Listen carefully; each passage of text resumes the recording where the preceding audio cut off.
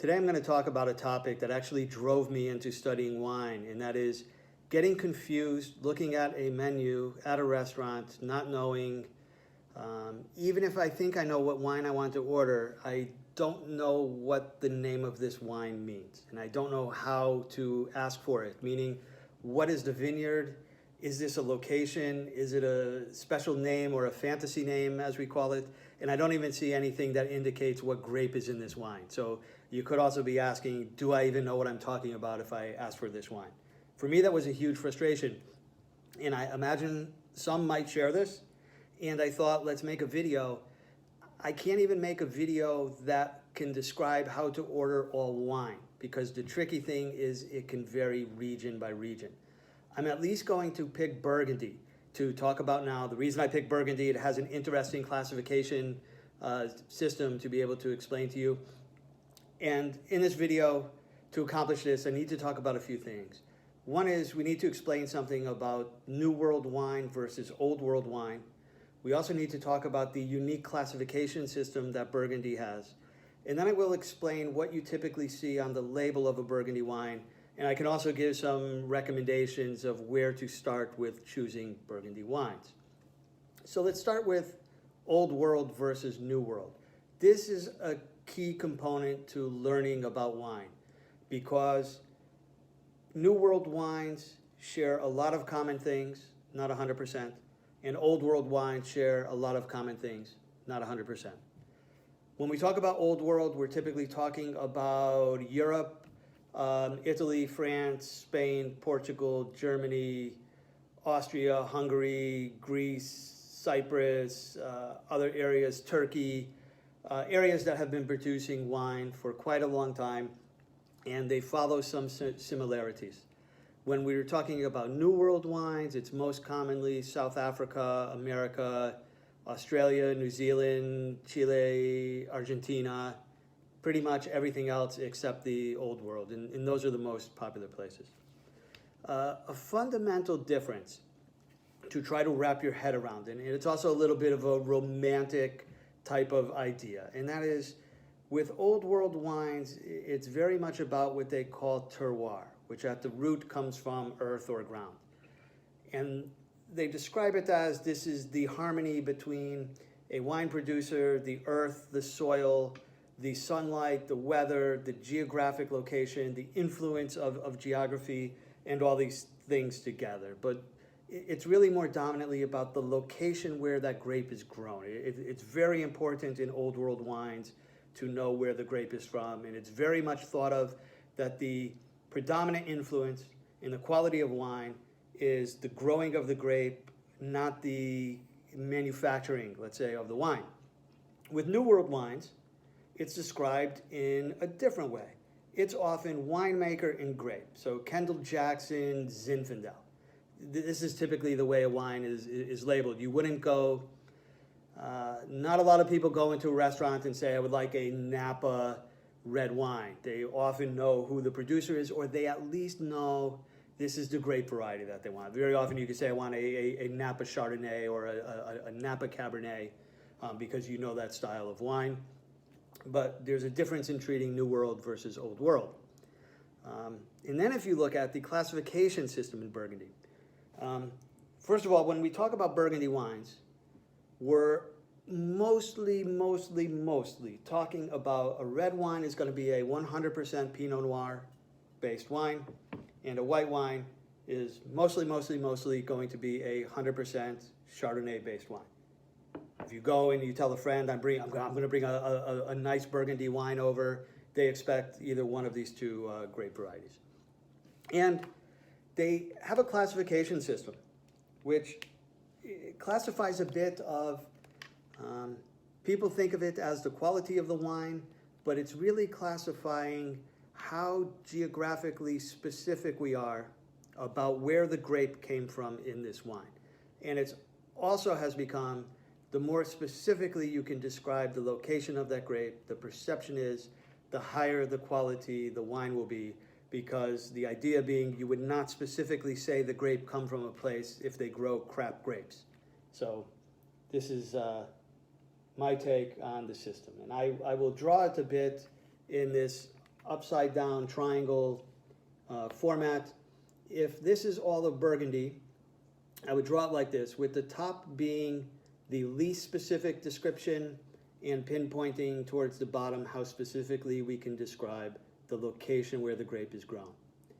And we have at the highest level of qualification, which is the least quality wine. So just so you know, quality is at the bottom here. This is what we would call a regional wine, where we can only describe it that the grape location is in Burgundy. Roughly 50% of the wines bear this qualification. So I'll draw it like this and call it a regional wine.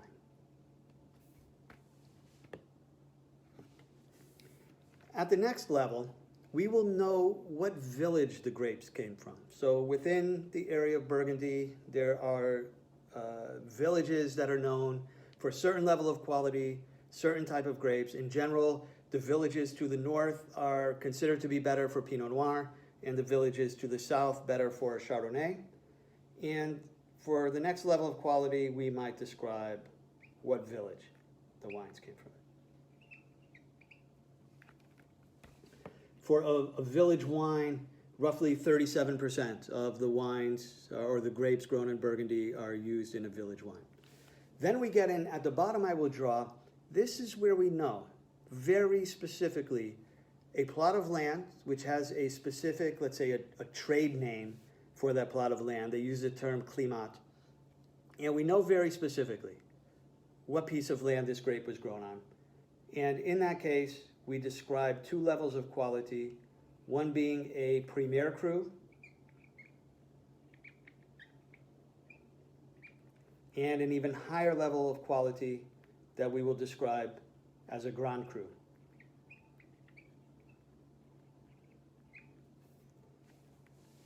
And in this case, there are made-up names, let's say, of these plots of land, and people who really know a lot about Burgundy wines will know very specifically which plot of land they think is the best tasting Pinot Noir or the best tasting Chardonnay.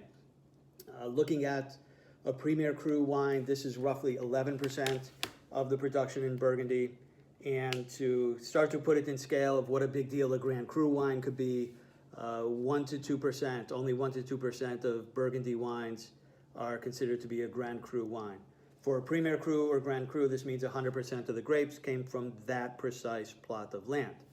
Now, what's interesting about these plots of land is they used to be owned mostly by the church. And after the revolution, via Napoleonic Code, they started to break up the assets of the church and put them back in the hands of more common people, let's say. And families then had these plots of land, these Grand Cru and Premier Cru plots of land. What also changed in Napoleonic Code is you would no longer transfer your inheritance to the eldest male. It first became you had to divide among all the males and then eventually among all of the children.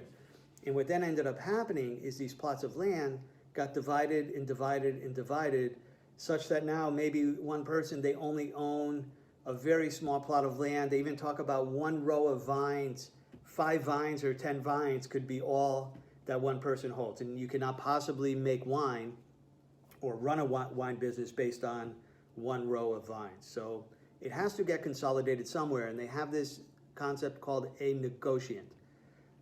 What happens in Burgundy is you kind of decouple the growing of grapes from the manufacture of wine, and the negotiant is the one who buys grapes from people, many people, with many different plots of land, and then they, in the winery, make wine. And it's even the wineries, a lot of them are in the center of these villages, not on a farm, in a built-up middle of town, and they're buying their grapes from all around the region in Burgundy. So you're at the winery, you don't see any farm or nothing, and you look off in the distance, and maybe they could even point to you where they get the grapes from, or maybe they cannot. It's scattered all over Burgundy that they're consolidating these grapes. Again, this is unlike what is typical in Bordeaux, where it's quite common you go to this chateau type thing, which could be a big chateau or just called a chateau with being nothing like a chateau. And for as far as your eye can see, you see grapevines that they're using to produce that wine. Now let's take a look. So to really understand it, let's look at the labels of some Burgundy wines to get an understanding of what it is that I'm talking about. For the first label, we see this is from winemaker Joseph Drouhin, and it's only labeled as a Bourgogne Chardonnay. Bourgogne just being Burgundy in French. Because there's no other information, we know this is a regional level wine. And in this case, they give us a little bit of help by telling us that it's a Chardonnay, because unless you had seen it within the white and red section of a menu, you would otherwise have no clue how to tell, is this a Chardonnay or a Pinot Noir? And for this label, we make a step up in the classification system. Same producer. Now it says Morceau on the label. We know what village it comes from. This is a higher level wine, a village wine. And you can notice it no longer says Chardonnay, because you simply have to know if you are getting a wine from Morceau that it's going to be Chardonnay. And in quality level, this should be a step up from the previous wine that we looked at. Now for this label, we have the same producer, Joseph Drouhin, the same village, Morceau. And in this case, we see this is a Premier Cru wine, and Perrier is the name of that cru.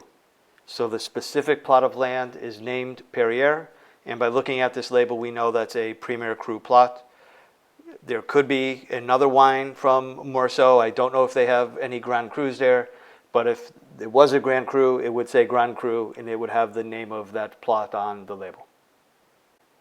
Now let's take a look at an actual wine list from a restaurant and put some of these concepts into practice. Skip over the first few Chablis at the beginning. Let's focus on this Dominique Cornan. Here you can see it's labeled just as a Burgundy. This means it's of the regional variety that we looked at, and if you look at the price, it has a price that lines up. Skip down a couple. This Etienne Sauzet La Truffière Premier Cru. Etienne Sauzet is the winemaker. La Truffière Premier Cru is the plot of land that it comes from. And Pouligny-Montrachet is one of the villages. So if this was only a village wine, you would not see the La Truffière Premier Cru. This should be a very, very good wine, and you can see it has a very high price tag to line up with that. In the next one down, we go to a village wine from a very well-known village, Chassagne-Montrachet, and a little bit of a curveball where you see Côte de Beaune. If you remember, I had described that to the south is more prestigious for Chardonnay, and to the north, more prestigious for Pinot Noir. Côte de Beaune is describing that it's from the south, so that helps us get an idea of which wines are going to be good for Chardonnay. So they're helping us out a little bit on this menu. Now let's take a look at the reds. The format follows the same as the white, so I will not explain how to translate the label into the menu. Here let's talk a little bit about how to choose something from this list. You do need to know some things. So what I do know is that Vosne Romanée is like the top of the top. This is a once in a lifetime type of wine. And at $375, you could see it has a price tag to match. This is the one right in the middle. What I also know is that, let's say, the next most famous area in the north for Pinot Noir is Gevrey-Chambertin. And you have a couple of choices. Right in the middle, you have the village level of this Domaine Fourier. Might be a pretty good value at 100 if you consider 100 to possibly be good value. And you can have a great Premier Cru, this 2010 at the bottom, for 178. What I also just happen to know, because a sommelier had recommended it to me at some time, is that the value for Santenay could be very high. And the third from the bottom, here's a 2015 from Santenay, and you could get this for 42. And maybe that's a steal relative to Burgundy wines. So if you ask me what would I select from the menu, if I'm in a $42 mode, I get the Santenay. And if I'm in a $100 mode, I get the Gevrey-Chambertin. I hope this video was a bit helpful for you. Burgundy is a fantastic place. I was once told to go pray at the cross to beg for free wine. This cross is near one of the most famous wineries in the world. And maybe in another video, I'll tell you that story. Thanks.